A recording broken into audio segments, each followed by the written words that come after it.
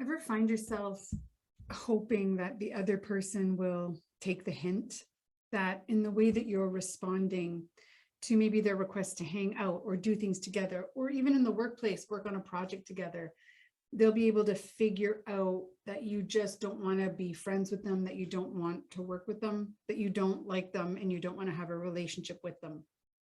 In a client conversation around this very thing, after time for the individual to talk about the thoughts, experiences, and opinions of the relationship, I posed the question, what's the real challenge for you here? And the first response came really fast and was filled with defensiveness, all the reasons why this person is terrible. I acknowledged, of course, their feelings and reminded them that they don't need to defend or explain why. There's no justification needed for their decision that this relationship doesn't work for them. So I asked them, try to answer the question, what's the real challenge for you here? Now, the second time around, they paused to consider the question, which is a great sign of internal reflection and use of the skill of impulse control. And their response the second time around was how to approach the conversation. So I nodded to encourage more. And they said, so that I don't come across as an ogre. There it is, ego. The real challenge in this situation and in these situations when we have toxic relationships that we know we need to end is how we will be perceived in being the one to end the relationship. So I asked my client, are you? Am I what?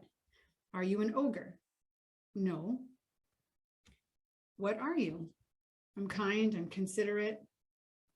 So how do you imagine you would approach the conversation?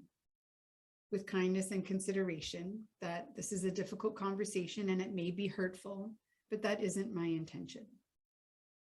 And then I asked them something that I think is really important when we are trying to address toxic relationships by means of mind reading.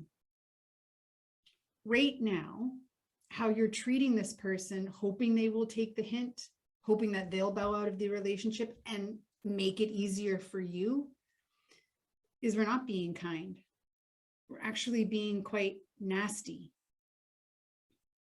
And so the current situation is a much harder situation for us to be in because it will gnaw at us continually. We will be acting outside of our own core values, and that will solicit really negative emotions. If we're not willing to claim that we're responsible for that, then we'll start resenting the other person and blame them for the experience that we're having.